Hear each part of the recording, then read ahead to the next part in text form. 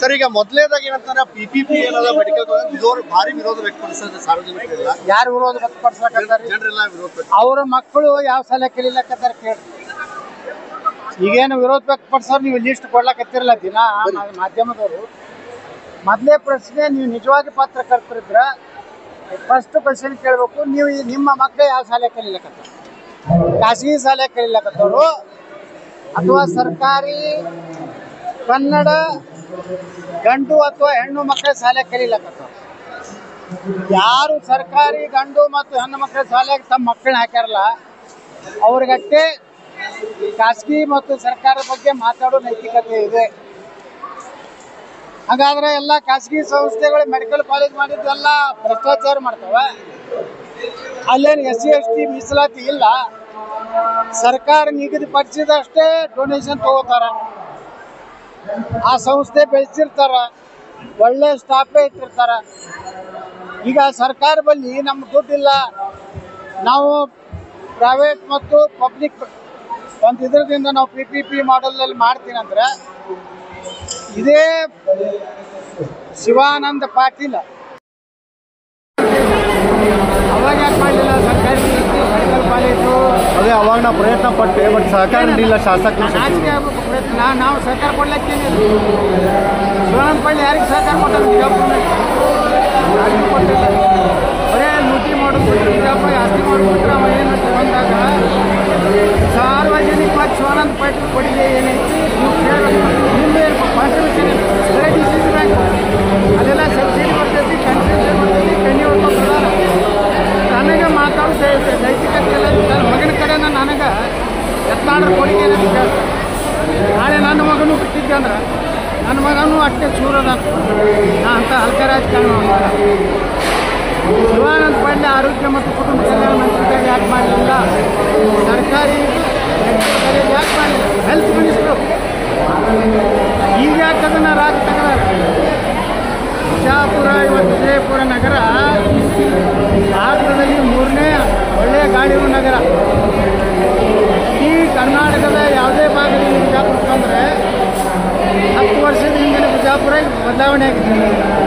ಇಲ್ಲಿ ಸಾಕಷ್ಟು ಬೆಲೆಗಳು ಮತ್ತು ಭೂಮಿ ಬೆಲೆ ಹೆಚ್ಚಾಗಿದೆ. ಇಲ್ಲಿ ಸರ್ಕಾರಿಯಲ್ಲಿ ಪ್ರೈವೇಟಲ್ಲಿ ಒಂದು ಮೆಡಿಕಲ್ ಕಾಲೇಜ್ ಬಂದರೆ ಸಾವಿರಾರು ಇಲ್ಲಿ ನಿರುದ್ಯೋಗ ನೌಕರಿಗೆ ನೌಕರಿ ಸಿಗ್ತದೆ. ನೀವು ಮಾಡಿ ನಿಮ್ಮ ದಮ್ ಇದೆಯಾ ಶಿವಾನಂದ ಪಾಟೀಲ್? ಏನು ಬೆನ್ನು ಹತ್ತದಂತ ಜಿಲ್ಲೆಗಳ ಕಡೆಯಿಂದ ಏನು ಸ್ಟೇಟ್ಮೆಂಟ್ ಕೊಡ್ತಾರೆ? ವಿರೋಧ ಕಾರಣ ಬಿಜಾಪುರ ಡೆವಲಪ್ಮೆಂಟ್ ಆಗ್ತದೆ, ಇನ್ನೊಂದು ಮೆಡಿಕಲ್ ಕಾಲೇಜ್ ಆಗ್ತದೆ. ಇಲ್ಲಿ ಸಾವಿರಾರು ನಮ್ಮ ನಿರುದ್ಯೋಗ ನೌಕರಿಗೆ ಕೆಲಸ ಆಗ್ತದೆ, ಒಂದು ಉದ್ಯೋಗ. ಅದರಿಂದ ಬಿಜಾಪುರದ ಆರ್ಥಿಕ ಸ್ಥಿತಿ ಬದಲಾವಣೆ ಆಗ್ತದೆ. ಇದು ಮತ್ತೆ ಯತ್ನಾಳಕ್ಕೆ ಕ್ರೆಡಿಟ್ ಹೋಗ್ತದೆ. ಇವತ್ತು ನಾನೇ ತಗೋತೀನಂತಿಲ್ಲ, BEd ಅವರು ತೊಗೋಬೋದು, CL ಅವ್ರು ತೊಗೋಬೋದು. ಯಾರು ಟೆಂಡರ್ ಆಗ್ತಾರೋ ಅವ್ರಿಗೆ ಆಗ್ತದೆ. ನನಗೆ ಈ PPP ಮಾಡೋದು ನಾನು ತೊಗೋಬೇಕನ್ನೋ ಹುಚ್ಚೇನಿಲ್ಲ. ನಾ ಪ್ರೈವೇಟ್ ಮತ್ತು ಮೆಡಿಕಲ್ ಕಾಲೇಜ್ ಮಾಡ್ತೀನಿ. ಏನು ಯಾವುದು PPP ಮಾಡೋದು ಬೇಡ, ಏನು ಬೇಡ. ನಮ್ಮ ತಾಕತ್ತೈತಿ ನಾವು ಮಾಡ್ತೀವಿ. ಆದ್ರೆ ಇವತ್ತು ಏನು ವಿರೋಧ ಪಡಿಸ್ತಾ ಇದ್ದಲ್ಲ, ನೀವು ನಿಮ್ಮ ಮಕ್ಕಳನ್ನ BM ಪಾಯಿಂಟ್ ಪಬ್ಲಿಕ್ ಸ್ಕೂಲ್ನಾಗ ಇಟ್ಟಿದ್ದಾರೆ, ನಾಗರಬಾಗ ಶಿಕ್ಷಣ ಕೇಂದ್ರದಾಗ ಇಟ್ಟಿದ್ದಾರೆ, ಹೆಬ್ಬಾಟಿ ಸ್ಕೂಲ್ನಾಗ ಇಟ್ಟಿದ್ದಾರೆ. ಕನ್ನಡ ಶಾಲೆಯಾಗ ನಿಮ್ಮ ಮಕ್ಕಳು ನೀವು ಅದನ್ನಿದ್ರೆ ನೀವು ಪ್ರತಿಕ್ರಿಯೆ ಕೊಡಿ. ನಿಮ್ಮ ಮಕ್ಕಳೆಲ್ಲ ಖಾಸಗಿ ಶಾಲೆಗೆ ಕಲಿತಾರೆ, CBSE ಕಲಿತಾರೆ. ನೀವು ಕೈ ಕೇಳಕತ್ತೀರಿ ಸರ್ಕಾರ ಸರ್ಕಾರದ ಮೆಡಿಕಲ್ ಕಾಲೇಜ್, ಸರ್ಕಾರ ನೌಕರಿ ಬೇಕು. ಆದರೆ ಖಾಸಗಿ ಶಿಕ್ಷಣ ಯಾಕಂದ್ರೆ ನಿಮ್ಮ ಮಕ್ಕಳು ಹುಷಾರ ನೋಡಿ. ಸರ್ಕಾರ PPP ಮಾಡಲ್ಲ ಅಂದ್ರೆ ಒಂದು ಗೈಡ್ಲೈನ್ಸ್ ಇರ್ತದೆ. ಬಡ ಮಕ್ಕಳಿಗೆ ಅನಾನುಕೂಲ ಆಗಲ್ಲ. ಏನು ಅನಾನುಕೂಲ ಆಗ್ತದೆ ಹೇಳಿ? ಬಡ ಮಕ್ಕಳಿಗೆ ಈಗ ಏನು ನಾಳೆ ಖಾಸಗೀಕರಣ ಆಗ್ತು ಅಂತಂದ್ರೆ ಉಳಿದಕ್ಕೆಲ್ಲಾನು ಅವರು ದುಡ್ಡು ತಗೊಳ್ತಾರೆ, ಪೇಮೆಂಟ್ ಮಾಡ್ತಾರೆ, ಫೀಸ್ ಅಂತ ಹೇಳಿ ಎಕ್ಸ್ಟ್ರಾ. ಮೆರಿಟ್ ಇದ್ದವ್ರಿಗೆ ಎಲ್ಲರಿಗೂ ಮೆರಿಟ್ ಹಾಕಿ ಯಾರು ಸರಿಯಾಗಿ ಪರ್ಸೆಂಟೇಜ್ ಮಾಡಿಲ್ಲ ಅವರು ಡೊನೇಷನ್ ಕೊಟ್ಟು ಹೋಗ್ತಾರೆ. ಮದುವೆಗೇನು ಕೊಡ್ತಿಲ್ಲ. SC ST ಮೀಸಲಾತಿ ಏನು ತೊಂದರೆ ಆಗೋದಿಲ್ಲ. ಮೆರಿಟ್ ಇದ್ದವ್ರಿಗೆ ತೊಂದರೆ ಆಗೋದಿಲ್ಲ. ಮೆರಿಟ್ ಇದ್ದವರಿಗೆ ಸರ್ಕಾರಿ ನಿಗದಿಪಡಿಸಿದ ಹಣ ಅಷ್ಟೇ ತೊಗೊಳ್ಳೋದು, ಉಳಿಕೆ ತೊಗೊಂಡ್ರೆ ಆ ಮಾನ್ಯತೆ ರದ್ದಾಗ್ತದೆ. ಇದು ಕಾಮನ್ ಸೆನ್ಸ್ ಇಲ್ಲ ಅದಕ್ಕೆ ನಾವು ಮಾತಾಡಕತ್ತಾರೆ. ಯಾರಂದ್ರೆ ಬಿಡಿ ನನಗೇನಾಗೋದು.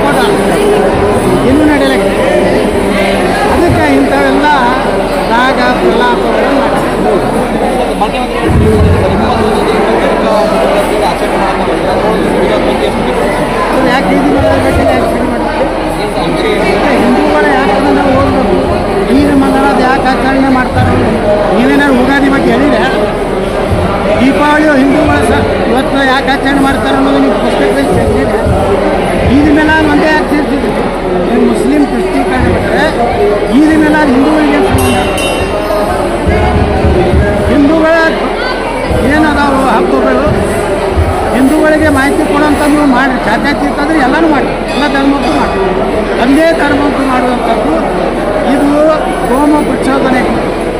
ಇದು ಉದ್ದೇಶಪೂರ್ವಕವಾಗಿ ಮುಸ್ಲಿಮರ ಪರವಾಗಿ ನಮ್ಮ ಸರ್ಕಾರ ಇದೆ ಅನ್ನೋದು ತೋರಿಸಲಿಕ್ಕೆ ಸಿದ್ದರಾಮಯ್ಯ ಸರ್ಕಾರ ಮಾಡ್ತಾರೆ. ಅಲ್ಲ, ಈ ರೀತಿ ಒಂದು ಬರೀ ತೋರಿಕೆಗೆ ಅನೇಕ ಆರ್ಥಿಕ ಕೆಲಸಗಳಾಗ್ತಾ ಇದ್ದಾವೆ. ಈಗ ದಸರಾ ಉದ್ಘಾಟನೆಗೆ ಮುಸ್ಲಿಂ ಮಹಿಳೆಯೇ ಆಯ್ಕೆ ಮಾಡಿದ್ದಾಗಲಿ, ಆಮೇಲೆ ಈ ರೀತಿ ಬರೋ ಅವ್ರಿಗೂ ಕೂಡ ಮುಗಿ ತುಪ್ಪ ಹಾಕೋ ಕೆಲಸನ ಆಗ್ತಾಯಿದೆ. ಅವ್ರಿಗಾದ್ರೂ ವೃತ್ತೀಕರಣ ಮಾಡ್ಕೊಂಡು ಸಂಪೂರ್ಣ ಆಗ್ತಾಯಿದೆ ಅನಿಸ್ತಾ ಇದೆ. ಏನು ಒಳ್ಳೆಯದಾಗೋದಿಲ್ಲ. ಒಬ್ಬ ಯಾವನೋ ಅಧಿಕಾರಿಗೆ ಇಡೀ ಸಮಾಜಕ್ಕೆ ಕ್ರಾಂತಿಯನ್ನು ಕೆಳ ಹಂತದಲ್ಲಿರುವಂಥ ಮುಸ್ಲಿಮರಿಗೆ ಮೊದಲು ದೇಶಭಕ್ತಿ ಕಲಿಸಿದ್ದಾರೆ. ದೇಶಭಕ್ತಿ ಕೆಲಸ ಯಾವ್ದಾರು ಕೆಲಸ ಮಾಡ್ತಾರೆ ನಿಮ್ಮ ಪುಸ್ತಕದಲ್ಲಿ ಏನಾದ್ರು ಇದೆ?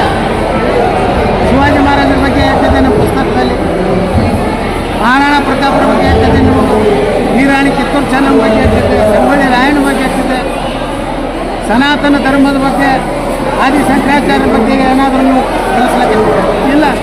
ಹಳ್ಳಿ ಮಳ್ಳಿ ಅದೇ ಔರಂಗಜೇಬ ಅದೇ ಟಿಪ್ಪು ಸುಲ್ತಾನ ಬರೀ ಅವನೇ ವೈಭವೀಕರಣ ಮಾಡಕ್ಕೆ. ಮತ್ತು ಈಗ ಈದ್ ಮಿಲಾದ್ ಒಂದು ಹಬ್ಬ ಹೆಂಗೆ ಆಚರಣೆ ಮಾಡಬೇಕು, ಯಾಕೆ ಆಚರಣೆ ಮಾಡಬೇಕು ಅಂತ ಹೇಳಿ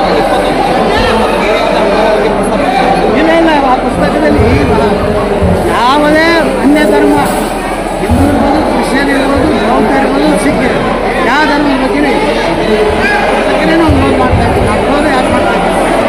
ಜಾತ್ಯತೀತ ಅಂದರೆ ಎಲ್ಲ ಧರ್ಮದ ಬಗ್ಗೆ ಹೇಳ್ತೀವಿ. ಹಿಂದೂ ಧರ್ಮದ ಒಂದು ಒಳ್ಳೆಯ ವಿಚಾರಗಳನ್ನು ಹೇಳ್ತೀವಿ. ಇದೇ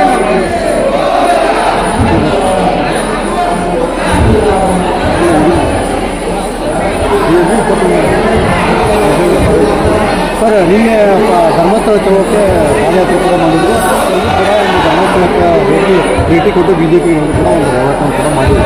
ಇದ್ರ ಬೆನ್ನಲ್ಲೇ ಏನು ಅಂತಂದರೆ ಅನೇಕ ಅಂದರೆ ಧರ್ಮಸ್ಥಳದಿಂದ ನಡಾವಳಿ ಅವ್ರನ್ನ ಅಧಿಕಾರಿಗಳು ಒಂದು ವಿರೋಧ ವ್ಯಕ್ತವಾಗಿದೆ ಅನ್ನೋ ಕೂಡ ಮಾಹಿತಿ ಇದೆ.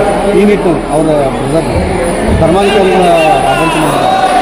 ಈ ಪಾದಯಾತ್ರೆ ಮುಖಾಂತರ BJP ರಾಜಕೀಯ ಬೇಳೆ ಬೇಯಿಸ್ಕೊಳ್ಳೋಕ್ಕೆ ಮುಂದಾಗ್ತಾ ಅಂತ ಯಾವ ಸಾಧನೆ ಮಾಡಲಿಕ್ಕೆ ನೀವು ಮುಗಿದೋದಂತೆ ಇಡೀ ರಾಜ್ಯದ ಬೇಸಿಗೆ ಕಾಂಗ್ರೆಸ್ ಸೋನಿಯಾ ಗಾಂಧಿ ಒತ್ತಾಯದಿಂದ SIT ನೇಮಕ ಮಾಡಿ ಹಿಂದೂ ಧರ್ಮದ ಮಂಜುನಾಥ ದೇವಸ್ಥಾನ ಬಗ್ಗೆ ಜನರಲ್ಲಿ ಅಪನಂಬಿಕೆ ಒಂದು ಸಂಚು ಇವತ್ತು ವಿದೇಶಿ ಈಗಾಗಲೇ SIT ಕ್ಲಿಯರ್ ಮಾಡಿ ಅಲ್ಲಿ ಏನೋ ಯಾವೂ ಕ್ಲೀನ್ ಸಿಗ್ತಲ್ಲ, ಯಾವುದೇ ಅತ್ಯಾಚಾರಕ್ಕೊಳಗಾದಂಥ ಯಾವುದೇ ಹೆಣ್ಣುಮಕ್ಕಳ ಶವ ಆಗಲಿ ಪುರದಾಗೇನು ಸಿಗ್ತದೆ ಅಂದಾಗ ಧರ್ಮಸ್ಥಳ ತಂತಾನೆ ಮಂಜುನಾಥ ತಂತಾನೆ ತನ್ನ ಶಕ್ತಿಯನ್ನು ತೋರಿಸ್ಬಿಟ್ಟು ಈ ವಿಜೇಂದ್ರ ಹೋಗೋದ್ರಿಂದ ಏನಾಗುತ್ತದೆ? ಕರಾವಳಿ ಭಾಗದ ಶಾಸಕರಿಗೆ ಭಾಷಣ ಕೊಡಬೇಕು, ಕರಾವಳಿಯ ಜನರಿಗೆ ಮಾತಾಡಲಿಕ್ಕೆ ಕೊಡಬೇಕು. ಒಳ್ಳೆ ಹಿಂದೂ ಪರವಾಗಿ ಗಟ್ಟಿಯಾಗಿ ಮಾತಾಡೋಂಥವ್ರು ನಾವು ಸ್ಟೇಜ್ ನಾವು ಒಬ್ಬರು ಎಲ್ಲ ಕೋಕಳ ಯಾವೆಲ್ಲ ರಾತ್ರಿ DK ಶಿವಕುಮಾರ್ ಮನೆಯಾಗ ಊಟ ಮಾಡಿ ಸಿದ್ದರಾಮಯ್ಯ ಮನೆಯಾಗ ವಿಜೇಂದ್ರ ಹೋಗಿ ನಾಟಕ ಮಾಡಿ ಗೋಲ್ಡನ್ ಸ್ಟಾರ್ ನಿನ್ನೆ ಒಂದು ಗಡ್ಡ ಪ್ರವಾಸ ಹಳ್ಳಿಗೆ ಹೋಗಿ 4 ರಿಂದ 5 ಸಾವಿರ ಮಂದಿ ಕೊಡಿ. ನಾಯನಲ್ಲಿ ಗಾಡಿ ಕೊಟ್ಟಿಲ್ಲ, ದಾರು ಕೊಟ್ಟಿಲ್ಲ, ಡಾಬಾ ಕೊಟ್ಟಿಲ್ಲ. ಅಂದರೆ ಇವ್ರಿಗಾಗಿನ ವಿಶ್ವಾಸಾರ್ಹತೆ ಕಡಿಮೆ. ಧರ್ಮಸ್ಥಳ ಈಗ ಮುಗಿದು ಹೋಗುತ್ತೆ. ಅದಕ್ಕೆ ನಾನೇ ಹೇಳ್ತೀನಿ, ಇಂಥ ಏನು ಒಳ್ಳೆಯ ಧರ್ಮ ಅಭಿಮಾನ ಇದ್ದವರಿಂದ ಏನೋ ಈಗ ಒಂದು ಸರ್ಕಾರದಿಂದ ರಾಜ್ಯ ಸರ್ಕಾರದಿಂದ ಒಂದು ಹೆಲಿಕಾಪ್ಟರ್ ಒಂದು ಜೆಟ್ ವಿಮಾನ ಖರೀದಿಸಿ ಮುಂದಾಗಿದೆ ಸರ್. ಅಭಿವೃದ್ಧಿ ಕೆಲಸಗಳ ರಾಜ್ಯದಲ್ಲಿ ಇಲ್ಲ ಅಂತೇಳಿ ಜನರೆಲ್ಲ ದುರಾಟ ವಿರೋಧ ವ್ಯಕ್ತಪಡಿಸಿ ಮಾಡ್ತಾರೆ. ಈ ನಿಟ್ಟಿನಲ್ಲಿ ಅವಶ್ಯಕತೆ ಇದೆ ಸರ್ ಸರ್ಕಾರದ ವಿಮಾನವೂ ಅವಶ್ಯಕ. ಯಾಕಂದರೆ ಸಾಕಷ್ಟು ರೈಲ್ವೇದಲ್ಲಿ ಮುಖ್ಯಮಂತ್ರಿ ಪ್ರಯಾಣ ಮಾಡೋದು ಕಲಿಯೋದು ಅದು ರಾತ್ರಿ ಅದ್ರಾಗ ಅದೇ ಮನೆ ಇದ್ದಂಗೆ ಅದ ಸಾರ್ವಜನಿಕ ದುಡ್ಡು ಅದೇ ದುಡ್ಡು ಕೋಟ್ಯಾಂತರ ರೂಪಾಯಿ ಹಾಳ ಮಾಡಕ್ಕೆ ಅದೇ ಪದುವು ಮನೆ ಕಟ್ಕೊಂಡು ಲಕ್ಷಾಂತರ ಮನೆ ಆಗ್ತದೆ. ಒಂದು ಬೆಂಗಳೂರಿನಿಂದ ಬಿಜಾಪುರಕ್ಕೆ ಒಂದು ಹೆಲಿಕಾಪ್ಟರ್ ಬೆಂಗಳೂರಿನಿಂದ ದಿಲ್ಲಿಗೆ ಹೋಗ್ತಾರೆ ಮುಖ್ಯಮಂತ್ರಿಗಳು ಕನಿಷ್ಠ 75 ಕೋಟಿ ರೂಪಾಯಿ ಯಾರು ಹಾಕೊಂಡು ಯಾರೇ ಮುಖ್ಯಮಂತ್ರಿ ಆದರೂ ರಾಜ್ಯದ ಬೆಂಗಳೂರಿಗೆ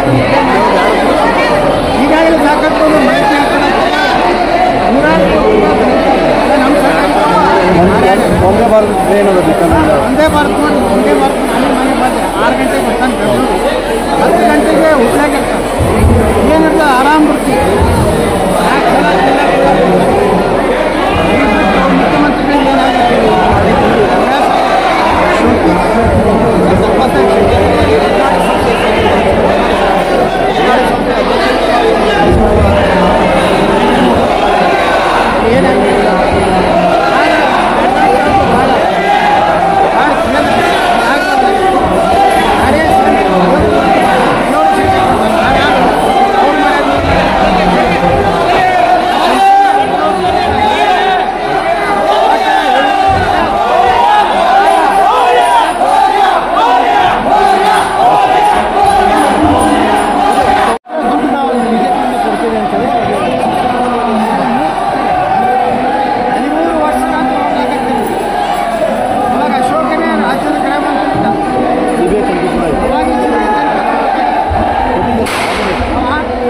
CBI ತನಿಖೆ ಕೂಡ ಆಗೈತೆ ತನಿಖೆದಾಗ ಏನೋ ಹೊಂಟಲ್ಲ ಆರೋಪ ಮಾಡಿದಾರಲ್ಲ ಅವ್ರದ್ದೇನಾದ್ರೂ ಸಿಕ್ಕಿದೆ ಇಲ್ಲ ಅದಕ್ಕೆ ಅದು ಕ್ಲೋಸ್ ಆಗಿದೆ ಇದು ಕೇವಲ ವಿಜೇಂದ್ರ ಮಾಡಿರೋ ನಾಟಕ ನ್ಯಾಯ ನೋಡಿ ಕೆಳಗಿನ ಕೋರ್ಟ್ ಹಿಡಿದು ಹೈಕೋರ್ಟ್ ಥರ ಎಲ್ಲ ಕಡೆ ಡಿಸ್ಮಿಸ್ ಆಗಿದೆ ಈ ಕೇಸ್ ಯಾವುದೇ ಸಾಕ್ಷ್ಯಗಳು ಸಿಗಲ್ಲ ಈಗ ಅವ್ರಿಗೆ ಏನು ನ್ಯಾಯ ಕೊಡೋದು ಮತ್ತು ಕೋರ್ಟ್ ಮೆಟ್ಟಲಿದೆ ನಾವು ಬಿಜೆಪಿಯಿಂದ ಸರ್ಕಾರದಿಂದ ಬಿಜೆಪಿಯಿಂದ ಎಲ್ಲ ಏನು ದುಡ್ಡು ಏನಿದೆ ಎಲ್ಲ ರುಚಿ ಮಾಡ್ಯಾರ ಕರ್ನಾಟಕ ಒಂದು ಕೋರ್ಟ್ 2 ಕೋಟಿ ಕೇಸ್ ಸುಮ್ಮನೆ ಅದು ಅಲ್ಲಿ ಚಿಮಾರಿ ಹಾಕಿದ್ರೆ ಸುಪ್ರೀಂ ಕೋರ್ಟ್ ಕರೆಕ್ಟ್ ಚಿಮಾರಿ ಹಾಕಿದ್ರೆ 2 ರೀತಿಯಿಂದ ಬಿಜೆಪಿ ಬಗ್ಗೆ ಒಂದು ಕೇಸ್ ಸುಪ್ರೀಂ ಕೋರ್ಟ್ ಹೋಗಿ ನಮ್ಗೆ ರಿಜೆಕ್ಟ್ ಮಾಡಿಸಿದ್ರು ಅದು ಒಂದು ಹಾಕಬೇಕು ಎರಡನೇದು CBI ತನಿಖೆ ಗೊತ್ತಾಗ್ಲೂ ಸಹ ಇದು ಏನೂ ಆಗಿಲ್ಲ ಅಂದಮೇಲೆ ಮತ್ತೆ ಆ ಏಜೆನ್ಸಿ ಕೊಡೋರು ಈಗ ನ್ಯಾಯ CBI ಗೊತ್ತಾದ್ರೂ ಸಹ ಸರ್ ನ್ಯಾಯ ಹೌದಪ್ಪ 13 ವರ್ಷ ನಂತರ ಏನು ಸಿಗ್ತದೆ ಏನು ಸಾಕ್ಷಿಗಳು ಅದಕ್ಕೆ ಏನಾಗಿದೆ ಸುಮ್ಮನೆ ನಾಟಕ ಮಾಡಕ್ಕಾದ್ರೆ ಸೌಜನ್ಯ ಅನ್ನೋಂಥ ಒಂದು ಹೆಣ್ಣು ಮಗಳನ್ನು ಒಂದು ನಮ್ಮ ರಾಜಕೀಯ ತಾಳಕ್ಕೆ ಉಪಯೋಗ ಮಾಡ್ತಾರೆ ಹಿಂದಕ್ಕೆ ಎಡಗೈ ಜನ ಉಪಯೋಗ ಮಾಡ್ತಾರೆ ಹೀಗಾಗಿ ನಮ್ಮ ಮಹಾಮಹಿಮ ರಾಜ್ಯಾಧ್ಯಕ್ಷ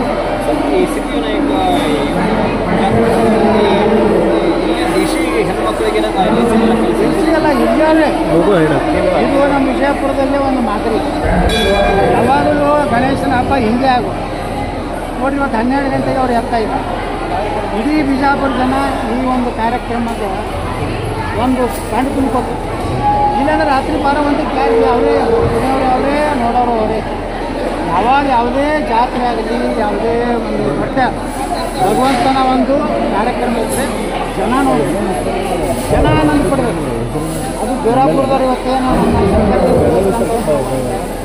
ಈ ಪದ್ಧತಿ ಹಾಕ್ಯಾರಲ್ಲ ಆ ಎಲ್ಲ ವಿಜಯಪುರ ಗಣಪತಿಯ ಮಂಡಳಿಗಳಿದಾವೆ ವಿನಂತಿ ಮಾಡ್ಕೊತೀನಿ ಮುಂದಿನ ವರ್ಷ ಆದರೂ ನೀವು ಸಹ 12 ಗಂಟೆಗೆ ಮಧ್ಯಾಹ್ನ ಏನು ವಿಸರ್ಜನೆ ಕಾರ್ಯಕ್ರಮ ಪ್ರಾರಂಭ ಮಾಡಿ 7-8 ತನಕ ಜನ ಇರ್ತಾರೆ ಅಟ್ರಾಗ ಎಲ್ಲ ಮುಗಿಸಿ ಊಟ ಮಾಡಿ ರಾತ್ರಿ 4-5 ಎಲ್ಲರಿಗೂ ತೊಂದರೆ